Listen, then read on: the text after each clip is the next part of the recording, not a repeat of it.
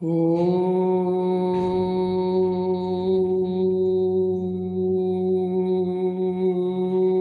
नमः सिद्धेभ्यः।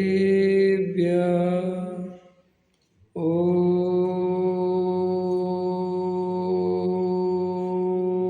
नमः सिद्धेभ्यः।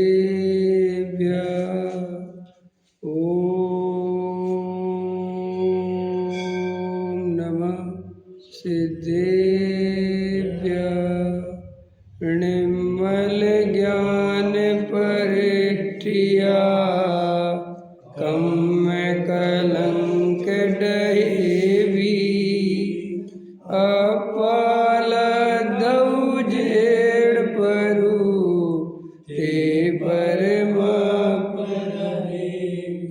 सब करम मल का नाश कर हर प्राप्त कर निज आत्मा जो लीन निर्मल ध्यान में नम कर निकल परमात्मा संतप्त मानस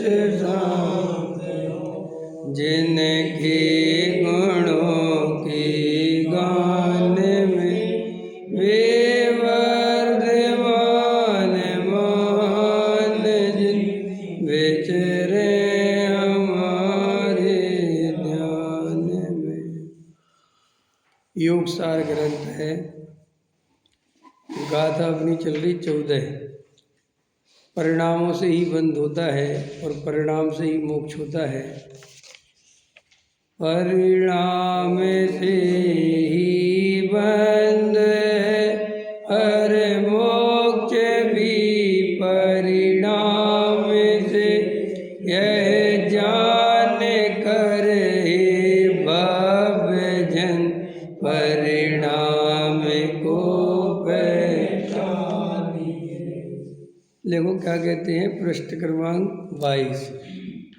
अपने शुद्ध स्वभाव को भूलकर पुण्य पाप भावों में सुख है, ऐसी विपरीत मान्यता ही जीव को संसार बंध का कारण है।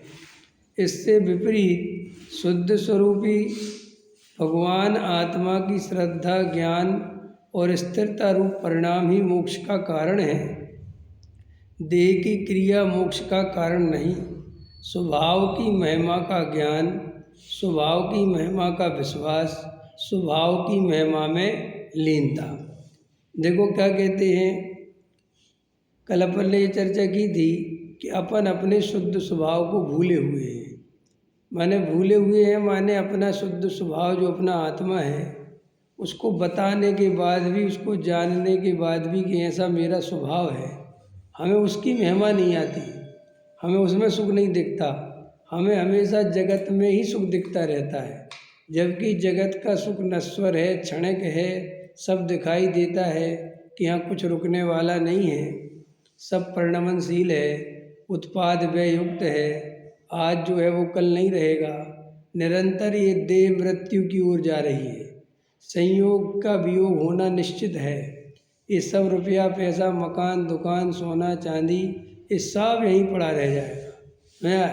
फिर भी आचार्य कहते इसको, इसकी तो महिमा आती है, लेकिन अपना जो स्वयं भगवान आत्मा है, जो स्वयं भगवान है, भगवान है अपन, समझ में आएगा कि स्वयं भगवान है, उसकी महिमा नहीं आती, उसका ध्यान नहीं करता, उसकी तरफ अपनापन नहीं करता। बाकी जगत में पर पदार्थों की जब देखो रात दिन महिमा करता है। कोई कह दो कि प्रधानमंत्री हैं तो उनकी तरफ देख के उनकी महिमा करता है। कोई कह दो ये फला हैं तो बड़ी महिमा करता है। कोई कहते बहुत पैसा वाला है तो बड़ी महिमा करता है। लेकिन मैं स्वयं भगवान हूँ, ये अंदर में भाव भाषण नहीं होता, अपनी महिमा अपने को नहीं आती। यहाँ तक कि ये महाराज हैं, उनकी महिमा आएगी। इनने 50 उपवास करे, उनकी महिमा आएगी। साहब ये 10 पूजा करते हैं, उनकी महिमा आएगी। साहब इनने 1 करोड़ की बोलेली बोली, उनकी महिमा आएगी। लेकिन मैं स्वयं भगवान हूँ और मेरे को ये जो बात पता चल गई है, ये जगत में किसी को पता नहीं है। ये बात जो मैं सुन रहा हूँ, ये जगत में किसी को सुनने नहीं मिल रही है। सबसे ज़्यादा भाग्यशाली मैं हूँ, सबसे ज़्यादा पुण्यशाली जीव मैं हूँ। देखो, हमें अपना पुण्य अगर बाहर के संयोग के कारण लगता है और ये देव शास्त्र गुरु अपने मिले हैं, ये पुण्य नहीं लगता, तो वास्तव में अपन की अभी काल लब्धि नहीं आई मोक्ष मार्ग की।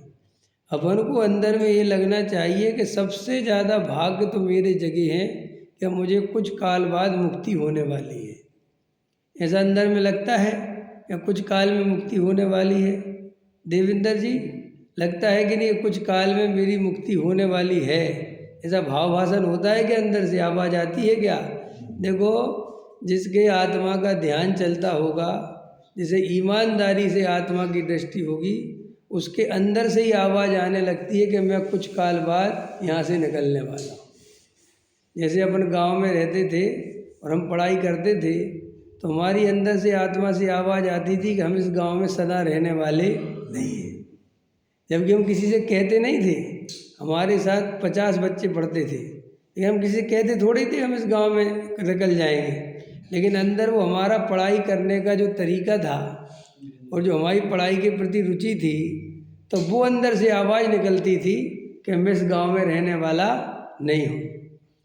आया समझ में? ऐसे ही तुम्हारी अगर संसार से वास्तव में अरुचि हो गई होगी और आत्मा की सच्ची रुचि हो गई होगी, तो आपको अपने आप अंदर से ऐसा लगेगा कि अब मैं संसार में ज़्यादा रहने वाला, अंदर से ही आवाज़ आएगी। और अभी नहीं आ रही है तो आचार्य कहते अभी तुम निर्णय करो, तुम्हें अभी संसार की अरुचि नहीं हुई है, भले ही तुम रोज़ प्रवचन सुनते हो, क्योंकि वो अंदर की आवाज़ आनी चाहिए। वो अंदर से बिल्कुल ऐसा भाव भाषण होना ही चाहिए कि मैं अब संसार में रहने वाला नहीं हूँ, मैं तो मोक्ष जाने वाला हूँ, मुझे आत्मा समझ में आ गया है। और ये भाव भाषण होना चाहिए और अंदर से प्रसन्नता रहनी चाहिए, खुशी रहनी चाहिए। समझ में आया? बहुत प्रसन्न रहना चाहिए मन। दया, ध्यान, पूजा, भक्ति, व्रत, शील, संयम आदि ये क्या हैं, इनका क्या स्वरूप है, ये मुझे पता चल गया। और मेरा आत्मा क्या है और मैं कौन हूँ और मेरा क्या स्वरूप है, ये मुझे पता चल गया। ये देह की क्रिया देह में होती है, चेतन की क्रिया चेतन में होती है, ये कर्म के उदय कर्म में होते हैं, ये राग देश के भाव आत्मा नहीं, ये तो विकारी पर्याय हैं, ये मेरा स्वरूप नहीं। ये भेद ज्ञान की कला मेरे को अंदर में जग गई, सीख गया मैं, अब मैं मुक्ति में जाने वाला हूँ।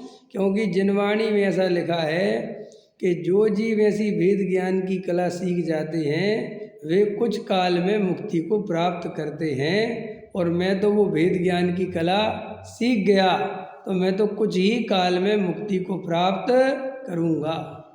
समझ में आया? बिल्कुल अंदर में जो जीव ऐसा तत्व निर्णय करके बैठा है, उसको अलग ही टाइप की अंदर से प्रसन्नता बनी रहती है, क्योंकि उसको अपने कार्य होने का हर्ष बहुत है। होता है कि नहीं? अपने कार्य होने का हर्ष पूरा है। अपने लड़के का रिश्ता बहुत बढ़िया जगह हो जाए, चारों तरफ से सुखद समाचार, बहुत बढ़िया रिश्ता हो गया जी आपकी लड़की का, अरे साहब इतना बढ़िया परिवार है कि पूछो ही मत, चारों तरफ से एक भी नेगेटिव न्यूज नहीं, हर तरफ से, मैंने उस घर में रिश्ता होना सौभाग्य की बात है।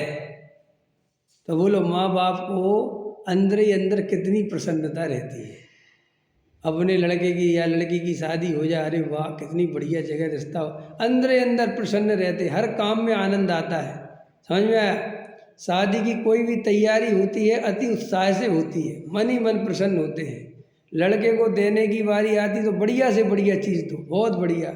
ऐसे श्री गुरु कहते हैं जो सच्चे मोक्ष अभिलाषी हैं और जिनको ये मोक्ष मार्ग समझ में आ गया, उनको पूजा में, भक्ति में, स्वाध्याय में, सब में आनंद आता है, उनका चित्त प्रसन्न रहता है। क्यों? क्योंकि हम कहाँ जाने वाले हैं? हम मोक्ष मार्ग में जाने वाले हैं। वे कोई कर्तव्य समझ के ज्ञानी पूजा पाठ भक्ति नहीं करते, करना चाहिए इसलिए नहीं करते, अंदर में अपने कार्य का हर्ष बहुत है। ये कहाँ लिखा? टोडामल जी साहब ने लिखा सम्यक्त सन्मुख मिथ्या दृष्टि में, कि जिसे अपना कार्य होने का हर्ष बहुत है, मैं कौन हूँ, मेरा क्या स्वरूप है। अरे बताओ, अनादि काल से मुझे मेरा परिचय नहीं था, मैं कौन हूँ। बताओ, वो करोड़पति रिक्शा वाला बेचारा अपने को भिखारी मान के, रिक्शा वाला मान के रात दिन सवारी ढोता था, करोड़ों रुपए उसके बैंक में जमा थे हैं। और आज उसे ये बात पता चल गई कि अरे भाई साहब, मैं तो करोड़पति हूँ, मेरे तो करोड़ों रुपए बैंक में जमा हैं। तो उसकी प्रसन्नता का ठिकाना रहेगा, उसके आनंद का ठिकाना रहेगा। उसका वो भिखारीपन है, वो रिक्शा वाला, जो मैं अपने को रिक्शा वाला मानता था, वो निकलने में कितनी देर लगेगी। ऐसे ही अपन अपने आत्मा को पहचान गए कि मैं स्वयं भगवान हूँ।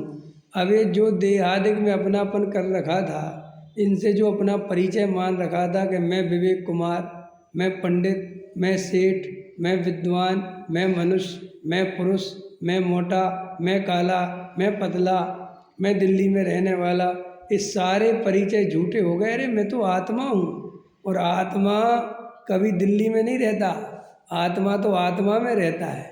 नहीं समझ में आया? आत्मा काला गोरा नहीं होता, आत्मा मोटा पतला नहीं होता, आत्मा 40 साल का नहीं होता। आत्मा तो शाश्वत है, अनादि है, अनंत है, नित्य है, एक है, शुद्ध है, ज्ञायक है। वो तो स्वयं भगवान है, और वो मैं हूँ ऐसी प्रतीति जो जीव करता है, उसका नाम सम्यक दर्शन है। ये प्रतीति कैसे करता है? जब उसे आत्मा का परिचय मिले और उसके प्रति उसे विश्वास जगे, श्रद्धा जगे कि ऐसा ही मैं हूँ। तो अपने शुद्ध स्वभाव को भूलना नहीं। यहाँ तो कह रहे अपने शुद्ध स्वभाव को भूल कर, अब अपन तो अपने शुद्ध स्वभाव में जाग कर, अपन अब भूले हैं कि जागे हैं? शुद्ध स्वभाव में भूले हो कि जागे हो नरेश जी? जाग गए। अब हमें अपना शुद्ध स्वभाव पता चल गया, अब नहीं भूले। और ये पुण्य पाप के भाव, ये तो विभाव हैं, ये तो राग देश के भाव कसाय हैं, ये तो मेरे अस्थिरता के कारण, कसाय के सद्भाव होने के कारण एक समय की पर्याय में होते हैं। ये मेरा त्रिकाल स्वरूप नहीं है, मैं तो शाश्वत ज्ञायक तत्व हूँ। अरे लोक में भी वर्तमान अवस्था में कुछ हुए तो उससे घबराते थोड़े ही है। किसी आदमी का स्टेशन पर पर्स चोरी हो गया तो भिखारी थोड़ी हो जाता है? हो जाता है क्या? हैं? पर्स चोरी हो जाए अरविंद जी तो भिखारी हो जाता है क्या? क्यों? अरे मेरे पास करोड़ों रुपए रखे हैं भाई साहब, एक पर्स चला गया तो कौन सी आफत आ गई। आचार्य कहते ऐसे ही वर्तमान पर्याय में ये जो बेकार हो रहा है, तुम इसको अंदर से बिल्कुल तकलीफ मत मानो। इससे भिन्न ज्ञायक हूँ, आत्मा हूँ, क्योंकि महाराज जानने देखने का काम चल रहा है और मैं सदा काल ऐसा ही हूँ। समझ में? ये निर्णय करना चाहिए, बस ये निर्णय करे और अपने स्वभाव की महिमा करे। तो क्या ले रहे गुरुदेव श्री? अपने शुद्ध स्वरूपी भगवान आत्मा की श्रद्धा। श्रद्धा माने अपनी भगवान आत्मा की श्रद्धा माने क्या होता है? बोलो, श्रद्धा माने क्या होता है? हैं राजेश जी बताओ, अपनी आत्मा की श्रद्धा माने क्या होता है? मुझे अपनी आत्मा की श्रद्धा है, इसका क्या अर्थ होता है? अपनी आत्मा की श्रद्धा है, इसका क्या अर्थ होता है? श्रद्धा माने क्या? श्रद्धा शब्द है ना, श्रद्धा, तो श्रद्धा माने क्या होता है? श्रद्धा करते हैं अपन, तो श्रद्धा है, मैं सब आपकी श्रद्धा है, माने श्रद्धा माने क्या होता है? विश्वास नहीं होता। श्रद्धा माने अपनापन। कल डॉक्टर साहब का प्रवचन था तो कल बता रहे थे कि ये चीज़ है, कोई चीज़ है, मान लो पेन है, ठीक है, तो पेन बहुत अच्छा है, और ये पेन किसका है? दो प्रश्न खड़े हुए। ये पेन बहुत अच्छा है, और दूसरा प्रश्न किसका है? तो पहला जो पेन अच्छा है ये चारित्र का दोष है, और ये पेन किसका है, ये मन में प्रश्न खड़ा हुआ, ये श्रद्धा आ गई। श्रद्धा का काम है अपनापन या परायापन, और चारित्र मोह का काम है अच्छा या बुरा। समझ में? राग देश। तो पहली जो अपनी एक्शन होता है, पहला जो अपना एक्शन होता है किसी पर पदार्थ को लेके, वो पहला एक्शन होता है चारित्र मोह में। काय में होता है कि अच्छा है कि बुरा। फिर दूसरा एक्शन किस में होता है? श्रद्धा में। अगर अच्छा है तो अपना है, और अगर बुरा है तो मेरा। समझ में? तो ऐसे अपन के जीवन में ये मिथ्या दर्शन और मिथ्याचारित्र काम करता रहता है। आया समझ में? हर चीज़, कोई भी चीज़ देखी तो दो ही बात, अच्छी या बुरी। और फिर अच्छी बुरी होते ही अपनी है या पराई है, इसमें अपना। तो डॉक्टर साहब कल ले रहे थे कि पूरा जीवन इसी में चला जाता है, राग देश और मिथ्या, राग देश और मिथ्या, राग देश और मिथ्या। तीसरा कोई काम ही नहीं है जीव के बाद। जो पदार्थ को देखेगा उसमें अच्छे बुरे की कल्पना करेगा, और फिर अपने और पराये की कल्पना करेगा। समझ में आया कि नहीं आया? किसी का मकान देगा बहुत अच्छा है, लेकिन अपना नहीं है, तो राग देश तो कर ही लिए, लेकिन अपना नहीं है। समझ? लेकिन अपना मकान तो अपना है ना। तो देखो यहाँ क्या कहते हैं, इससे विपरीत शुद्ध स्वरूपी भगवान आत्मा की श्रद्धा, ठीक है, ज्ञान और स्थिरता रूप परिणाम।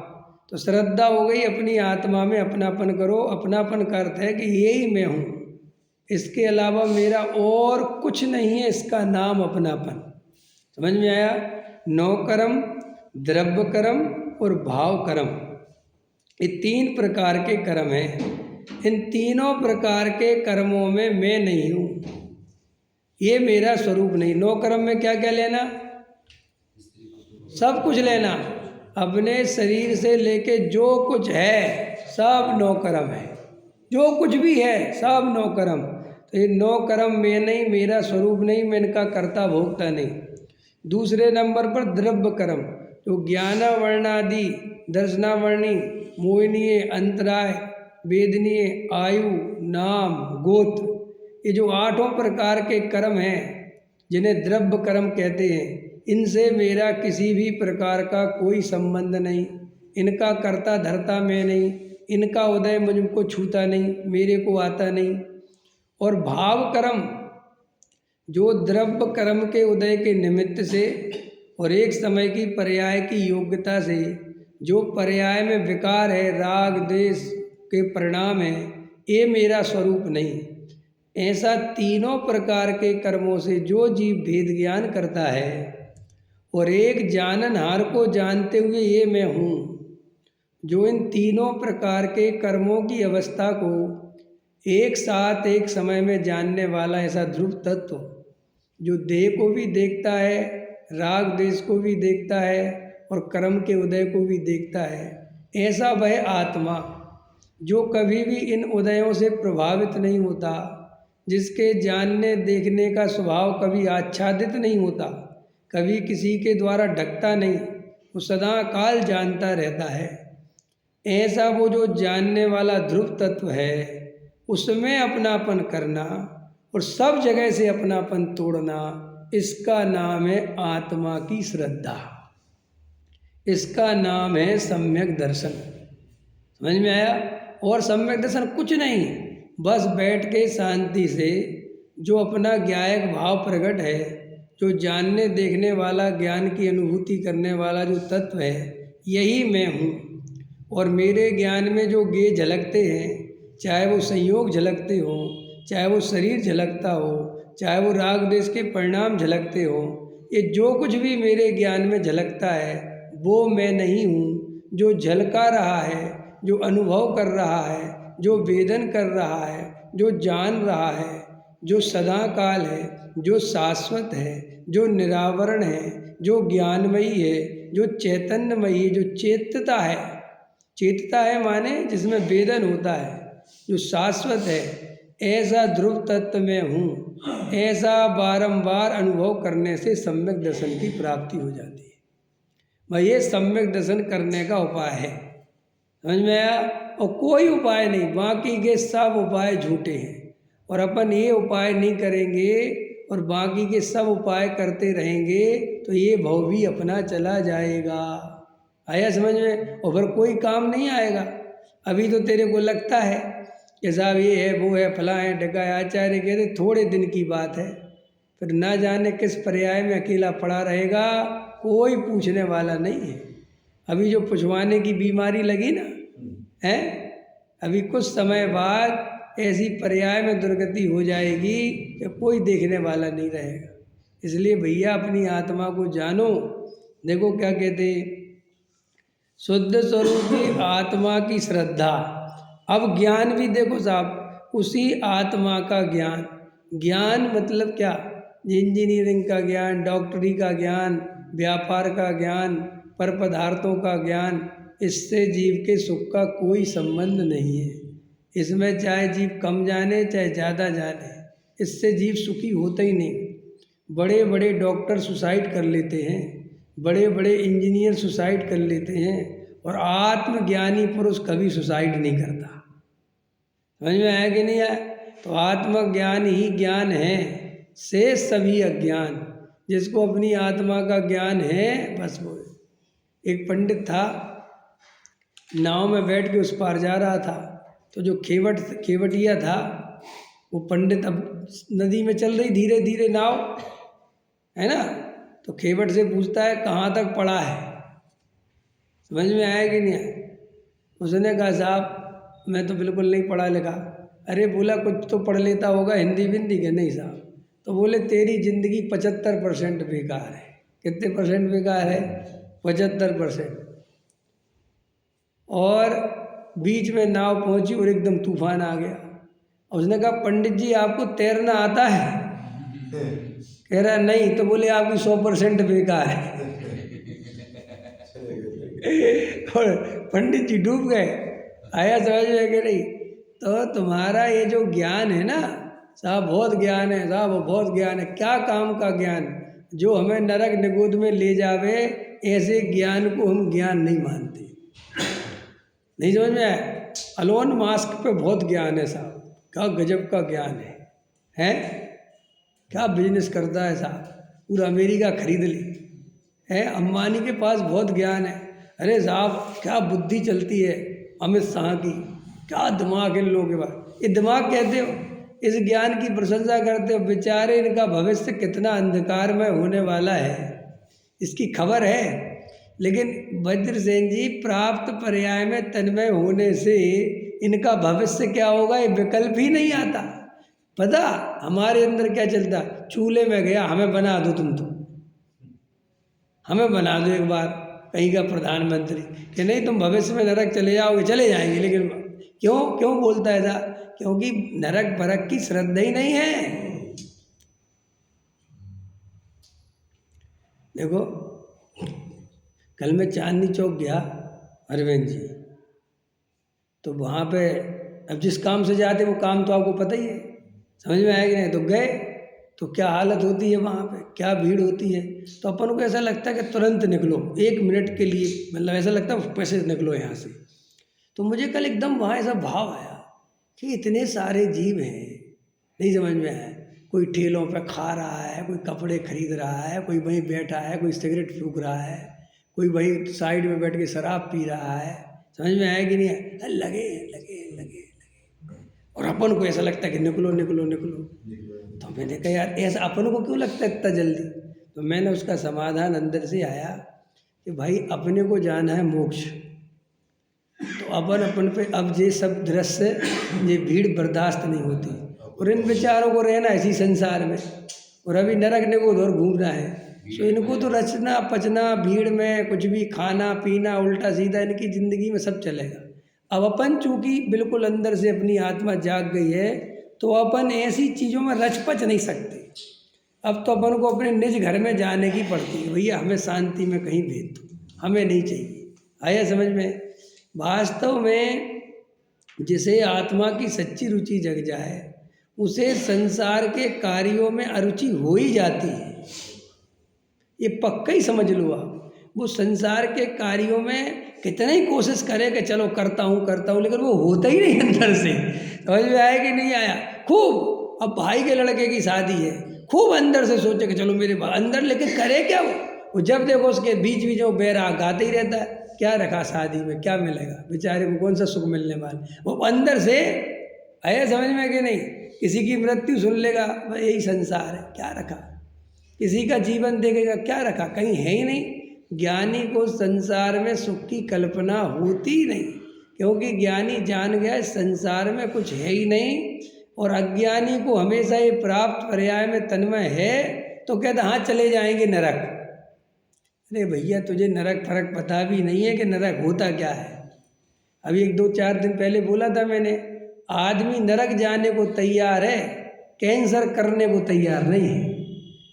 बोलो, आदमी कोई नहीं कहता कि मुझे कैंसर हो जाएगा तो कोई बात नहीं, लेकिन नरक चले जाएंगे तो कोई बात नहीं। क्यों? क्योंकि कैंसर तो होता हुआ दिखाई देता है इसे, लेकिन नरक होता हुआ दिखाई, इसलिए कैंसर से तो डरता है लेकिन नरक जाने से नहीं डरता। बोलो, अगर अपने को अंदर में भाववासन हो जाए कि जी बहु आरंभ परिग्रह का फल नरक है, कोई दम नहीं है, रुपया पैसा मकान दुकान, अगर इनमें अपनापन करा, इनका अहंकार करा तो दुर्गति होनी है, और पर पदार्थ तो अपने हैं ही नहीं। अगर ये जीव को अंदर में श्रद्धान हो जाए कि वास्तव में इससे दुर्गति है इन पद प्रतिष्ठा से, तो कौन चाहे इनको। अरे ज्ञानी के भी उदय प्रमाण भी आ जाते हैं, लेकिन ज्ञानी उन्हें अंदर से कभी रखना नहीं चाहता। वो तो अंदर से निरंतर उसके यही श्रद्धान है कि कब ये छूटे और अपने स्वरूप में चला जाओ। उसको अंदर में उसकी रुचि नहीं है, भले ही चक्रवर्ती पद हो, भले ही तीर्थंकर हो, भले ही इंद्र उनकी सेवा करते हो, लेकिन ज्ञानी को एक क्षण के लिए भी उस बाहर के वैभव में अपनापन नहीं होता। भरत जी आपको चक्रवर्ती दिख रहे हैं, समझ में आया, और युद्ध लड़ते हुए दिख रहे हैं, लेकिन अंदर में बिल्कुल रस नहीं है, बिल्कुल रस नहीं। अंदर में बिल्कुल 100% श्रद्धा में निर्णय है कि ये कुछ दम नहीं है, ये सब क्षणिक है, ये पर्याय है, ये नाशवान है, ये मेरा स्वरूप नहीं है, और ये कोई उदय निधति निकाचित कर्मों की ऐसी व्यवस्था है कि मैं अभी नहीं जा सकता, बाकी अंदर में रस नहीं है। ऐसा अपने को है? बोलो, है? कोई है जब अंदर भाव ऐसा कि अपने को अभी घर परिवार मकान दुकान बस रहना पड़ता है, अंदर से रहने की रुचि ना रही हो? बोलो, ऐसा लगता है कि अपने स्वरूप में चले जाएं, इससे बढ़िया काम नहीं हो सकता। ये तो साधारण बात है। हाँ, आप वो चक्रवर्ती हैं, आप युद्ध लड़ने के लिए जा रहे हैं तो नेचुरल जीतने के लिए जा रहे हैं, हाँ, और कभी भी हाफ हार्टेड जीता नहीं जा सकता। हाँ। तो ऐसा कैसे? क्या? हाफ हार्टेड तो जीत नहीं सकते। वो आपको, वे नहीं जीतते, उनका पुण्य का उदय इतना प्रबल होता है कि उनको कभी किसी से लड़ना ही नहीं पड़ता, उनके सामने कोई खड़ा ही नहीं होता। तीर्थंकरों को कुछ करना थोड़ी पड़ता है अपनी तरह, जैसे अपन संघर्ष करते हैं 2 पैसे कमाने के लिए, ऐसे उनको कोई संघर्ष नहीं होता। वो तो भाषा है कि युद्ध लड़ने के लिए जाते, युद्ध लड़ने के लिए नहीं जाते चक्रवर्ती, वास्तव में कहने को जाते हैं कि अब तुम्हारा राजा मैं हूँ। समझ में आया?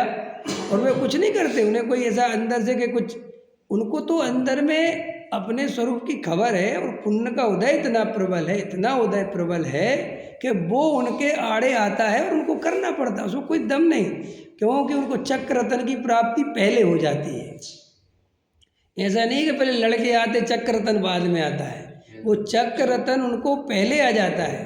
और वो चक्र रतन पहले आने का मतलब ये है कि आप विजेता हो विश्व के, अब आपको हराने बनाने वाला कोई पैदा नहीं हुआ, तो फिर वे जाते काहे के लिए? सिर्फ सूचना देने के लिए, और वहाँ नाम लिखवा के आते विजयात पर्वत पे, वहाँ कुछ दम नहीं है।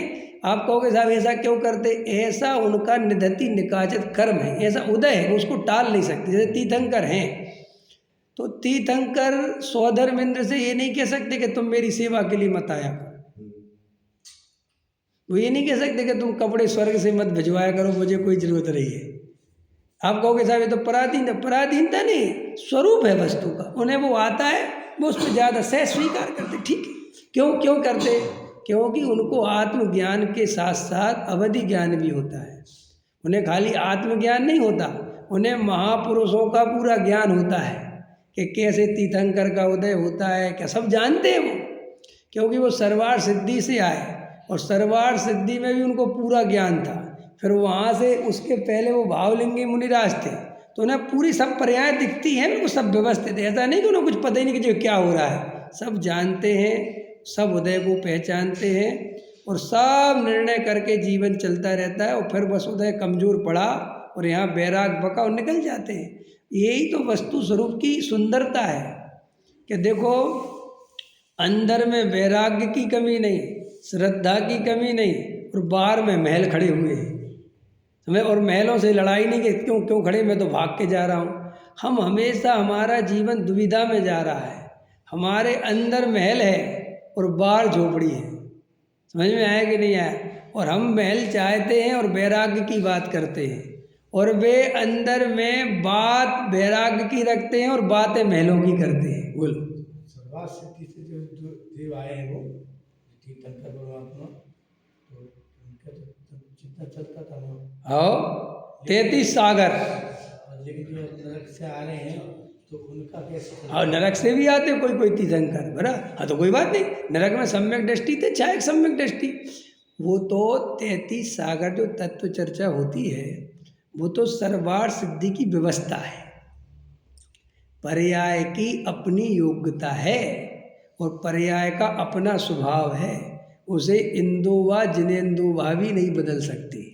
समझ में आया? सर्वार्थ सिद्धि में जो भी जाएगा वो तत्व चर्चा ही करेगा, ऐसा ही स्वरूप है। वहाँ का सर्वार्थ सिद्धि वाला कहे कि मैं नहीं कर रहा, मुझे 2 घंटे सोने दो। अब आपको लगता है वो देव का करता नहीं है, वो पर्याय का ही नेचर ऐसा है। भाई नरक में जाता है, वो वहाँ डंडे पड़ते हैं, समझा, लड़ाई झगड़ा होता है। अब कोई कहे जी क्यों? और अरे भैया, वहाँ चाहे सम्यक दृष्टि हो और चाहे मिथ्या दृष्टि हो, वहाँ का स्वभाव ही ऐसा है। और जैसे अपन मनुष्य बन गए तो यहाँ पे बाल बच्चे, घर गृहस्थी, कमाना, घर बनाना, यही स्वरूप इस पर्याय का। हम तो मुफ्त में करता बनते कि साहब हमने बनाया। अरे तुमने कुछ नहीं बनाया यार, इस पर्याय का नेचर है। अभी अपन देवगति में चले जाएंगे तो अपन फिर एरोप्लेन की टिकट खरीदेंगे क्या? है, अपना खुद का विमान होगा, अपन घूमेंगे। कभी अपन नंदीश्वर द्वीप जाएंगे, कभी वहाँ पे बढ़िया भक्ति करेंगे, कभी कहीं घूमेंगे। समझ में आया? एरोप्लेन की टिकट का चक्कर थोड़ी रहेगा। लेकिन यहाँ रहोगे तो एरोप्लेन की टिकट का चक्कर रहेगा। तो साहब ये क्या करे, क्या करे? अरे स्वरूप है, इसको जानो कि भाई मनुष्य पर्याय में ऐसा सिस्टम है, देव गति में वैसा सिस्टम है, नरक गति का वैसा सिस्टम है, त्रियंच गति का वैसा सिस्टम है, और ये चारों सिस्टम से जो बाहर हो जाते हैं वो सिद्ध गति का अलग सिस्टम है। सिस्टम ही सिस्टम है भाई। तो तुम्हारे हाथ में क्या है? स्वीकार करो। होता स्वयं मैं जग का क्या अकर्ता। देखो अपने को परम अकर्ता। बस पूजा पाठ भक्ति का भी करता मत देखो। भगवान के सामने खड़े हो जाओ और निर्भर हो जाओ, हम है ही नहीं करता धरता। भगवान जो भाव आने हो तुम्हारे सामने खड़ा हूँ आती रहे। तुम्हारी पूजा के आएंगे तो पूजा के देख लूँगा, और भक्ति के आएंगे तो भक्ति के देख लूँगा, और दुकान याद आएगी तो दुकान देख लूँगा। इतने निर्भर हो के तुम भगवान के सामने खड़े हो ना, तुम्हारी उस दिन बढ़िया पूजा हो, तुमको यार आज तो भगवान गजब के दिख रहे हैं। लेकिन जब तुम परिणामों की पकड़ रखते हो कि नहीं भगवान के सामने खड़ा हूँ, दुकान याद आनी नहीं चाहिए, बस फिर तो दुकान ही दुकान आनी है। बंदर का ध्यान नहीं करना। कहानी पता है क्या? नहीं कहानी थी ना, एक चेला था, वो बहुत सेवा करता गुरु जी की। उसके मन में था कि गुरु जी के पास कोई मंत्र है, और ये मंत्र अगर अपने को मिल जाए तो भाई साहब रातों रात करोड़पति। लगा रहे सेवा में, लगा रहे, और गुरु जी की साल भर खूब सेवा करी, बहुत प्रसन्न करा। और गुरु जी से कहता, गुरु जी एक मंत्र दे दो। वो कौन सा मंत्र? बोले जिससे पैसे ही पैसा बढ़ता है। उनने कहा भैया मेरे पास तो ऐसा कोई मंत्र है नहीं, ये तुझे किसने बता दिया? अरे गुरु जी सब अंदर की बात है, आप मेरी भक्ति से प्रसन्न नहीं हुए तो और साल भर कर लूँगा, लेकिन आप बता दो मंत्र। अरे उनने कहा भैया मेरे पास तो कोई मंत्र है नहीं। अब वो माने ही नहीं, कह नहीं है। तो उन्होंने कहा ठीक है ठीक है, तो है, चल बता देता हूँ। एक मंत्र बता दिया, ओम ह्रीम ह्रम असिया उषा सर्व शांतिम कुरु कुरु स्वाहा। एकदम बोला ओम ह्रीम ह्रम असिया उषा सर्व शांतिम कुरु कुरु। तो उसने याद कर लिया, बोले बहुत बढ़िया, और एकदम भागा वो। तो जीना उतर रहा था तो बोले रुक रुक रुक रुक। नहा धो के, समझ में आया, एकदम बढ़िया शुद्ध वस्त्र पहन के, हाँ गुरु जी बोलो बोलो और क्या करना है? तो बढ़िया, चलो ठीक है। थोड़ा और आगे बढ़ा तो बोले दस एक बात सुन, जब ये मंत्र का ध्यान करे तो बंदर का ध्यान नहीं आना चाहिए। अरे बोले बंदर का ध्यान क्यों आएगा? बोले बस ध्यान रखना। ओ भैया वो तो जैसा रास्ते में जा बस बंदर ही बंदर दिखे बंदर ही बंदर दिखे। और घर पे दरवाजा खोला तो पत्नी ने, तो पत्नी भी बंदरिया दिखे। सब जगह बंदर ही बंदर, क्योंकि बंदर का ध्यान नहीं करना, बंदर का ध्यान नहीं करना। अब बंदर ही बंदर थे, बंदर तो मर गया वो तो बेचारा, रात भर बंदरों ने खा लिया उसे। वो भागा सुबह, बोले पकड़ो ये मंत्र। अरे बोले कैसे पंडित जी हो, अगर ये नहीं कहते हमसे कि बंदर का ध्यान नहीं करना तो चलती नहीं। बोले नहीं, मंत्र की शर्त है। अरे बोले शर्त नहीं बताते ऐसा ही हम लोगों ने धर्म में इतनी शर्तें लगा ली कि हम उन शर्तों से परेशान हैं।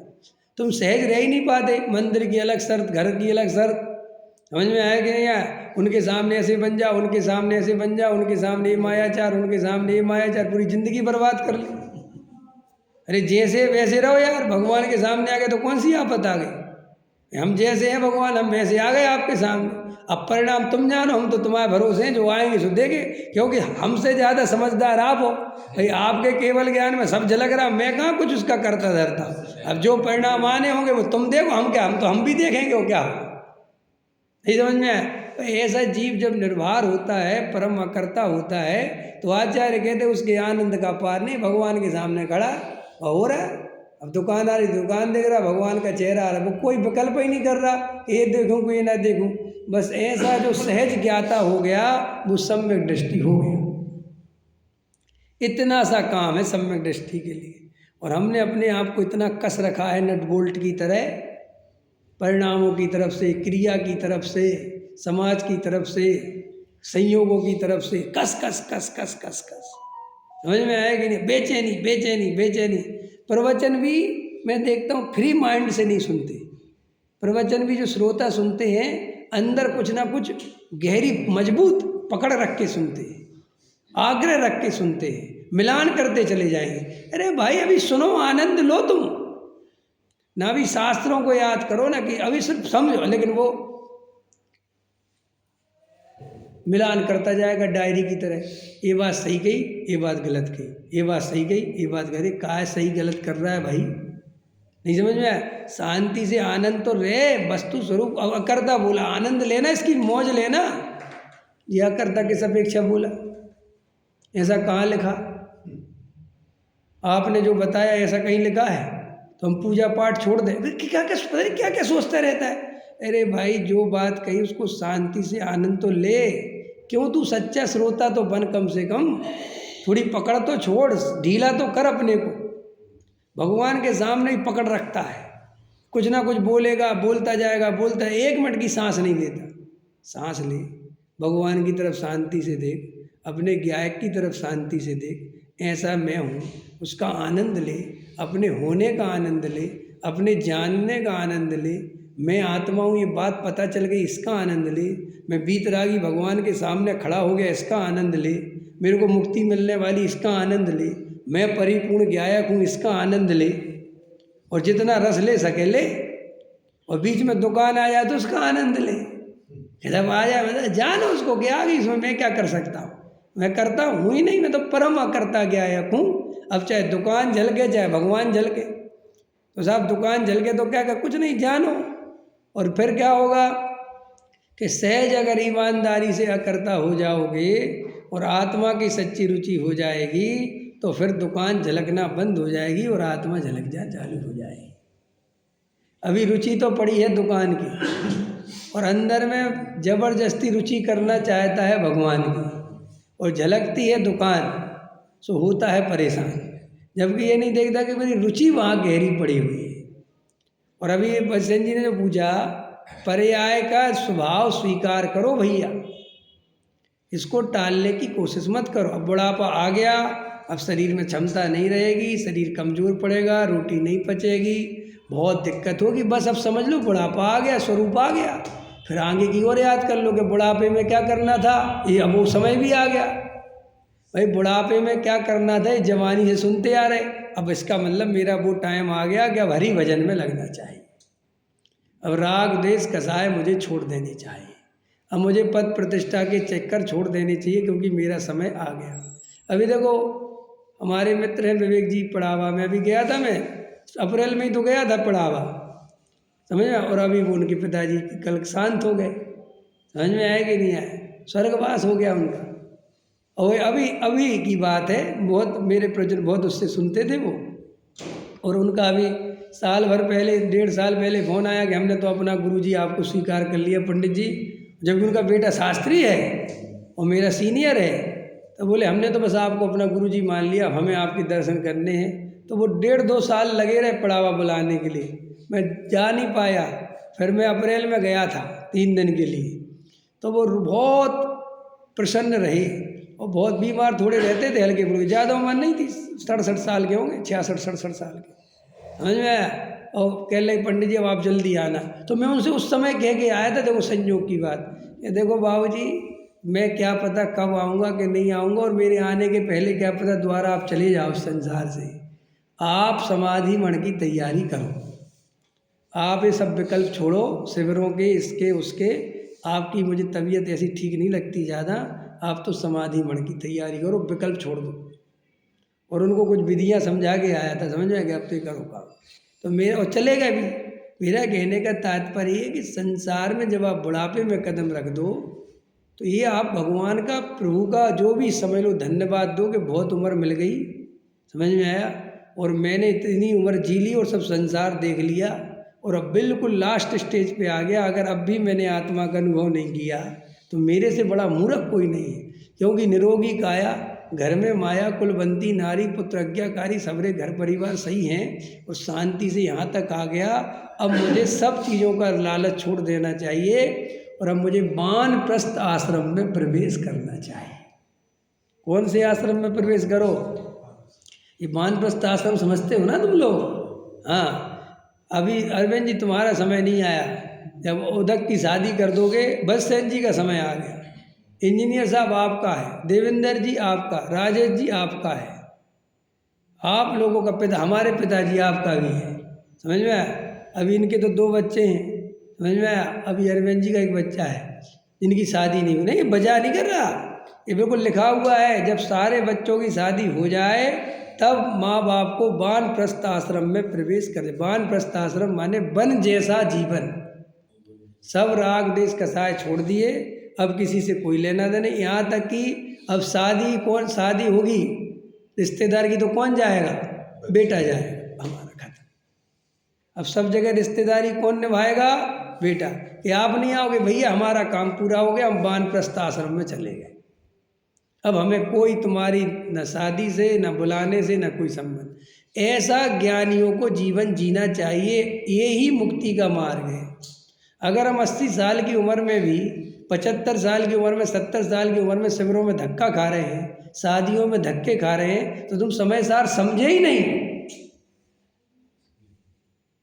और क्या, फिर क्या समझे तुम? अरे जवानी में निर्वृत्ति नहीं ली, समझ में आता है, लेकिन बुढ़ापे में भी निर्वृत्ति नहीं लेते, ये समझ में नहीं आता। नहीं समझ में? जवानी में निर्वृत्ति नहीं लेते क्योंकि जवानी हर किसी के बस की नहीं है निर्वृत्ति। लेकिन जवानी तुमने अपने हिसाब से घर गृहस्थी बनाई, पत्नी बच्चे रखे, सब विषय भोग भोगे, सब देख लिया। अब उसके बाद तो अपने को समझ में आई जानी चाहिए ना कि बस खत्म, अब नहीं रहना हमें। क्यों नहीं रहना? क्योंकि हमने मुक्ति का मार्ग समझ लिया भैया, समय सार समझ लिया, हमें नहीं जाना अब कहीं। कि नहीं साहब क्या बोलते हैं, ताऊ जी आपको तो आना ही पड़ेगा, दादाजी आप करे भैया, हम किसी के अब ताऊ जी रहे ना दादाजी रहे, हमारा काम खत्म। अब हम केवल आत्मार्थी हैं, अब हमारा एक ही प्रयोजन है, ओनली आत्मा की दृष्टि, ओनली आत्मा का अनुभव। अब हमारा सब जगह आना जाना, मतलब ये 65 साल की उम्र में, 60 साल की उम्र में अंदर से आपको अगर सच्चे साधक हो, अगर आपने स्वाध्याय किया है और आत्मा का कल्याण करना है, तो प्रत्येक मुमुक्षु का कर्तव्य है कि उसे 60-65 साल की उम्र में वैसी निर्वृत्ति नहीं, रिश्तेदारों से, पद प्रतिष्ठाओं से, आने जाने से निवृत्ति ले लेनी चाहिए और आत्म आराधना में लगना चाहिए।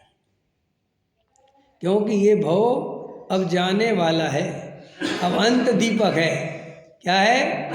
अंतिम दीपक की लो हद, अंतिम की लो है, बस अब थोड़ी देर फड़फड़ाएगी और बस बुझने वाली है। अब उतने फड़फड़ाने में अगर आत्मा देख लो तो बेटा देख लो, न फिर कहे, क्योंकि जवानी नींद भर सोया और बुढ़ापा देख के रोया नहीं, बुढ़ापा देख के अब आत्मा को देखा। अब तुम ऐसा करो कि हमने जवानी खो दी, लेकिन इतने मूर्ख नहीं कि बुढ़ापा भी खो दें। समझ में आया?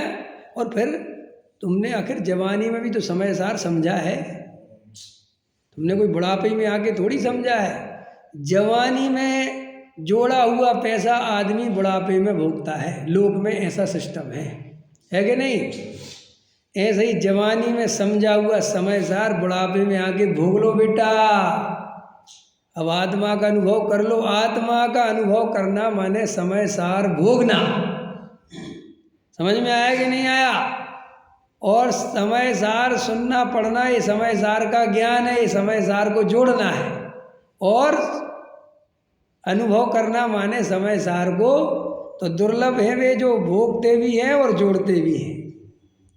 समझ में आया? तो जो कम उम्र के हैं और समय सार के रसिया हैं और आत्मानुभूति वाले जीव हैं, वे तो महाभाग्यशाली हैं। कैसे हैं कि जोड़ भी रहे और भोग भी रहे। अब तुम्हें कम से कम बुढ़ापे में, जवानी में जोड़ने का अवसर मिला, भोगने का नहीं मिला, तो बुढ़ापे में तो कम से कम भोगो। आया समझ में कि नहीं? तो अपन बहुत गहराई से इस आत्मा का अनुभव करने का प्रयास करेंगे तो अपने को बहुत आनंद आएगा। भाई सब कसाय का त्याग कर दो। आयु कर्म थोड़ा है, जीवन थोड़ा शेष है, कोई काम आने वाला नहीं। राग द्वेष कसाय से केवल बंद हो रहा है, अनंत दुख का बंद हो रहा है। आत्मा का अनुभव करेंगे तो इन बंधनों से छूट जाएंगे, मुक्ति को प्राप्त करेंगे। और अगर ये बंधनों में लगे रहे, विषय कसाय में लगे रहे, तो ये बहुत जाते ही कुगति मरण हो जाएगा और 4 गति के दुख प्रारंभ हो जाएंगे। तो हम सब गहराई से आत्मा की अनुभूति करें, आत्मा की श्रद्धा, आत्मा का ज्ञान और अपने स्वरूप की स्थिरता करें। यही सच्चा धर्म है। सहजानंद।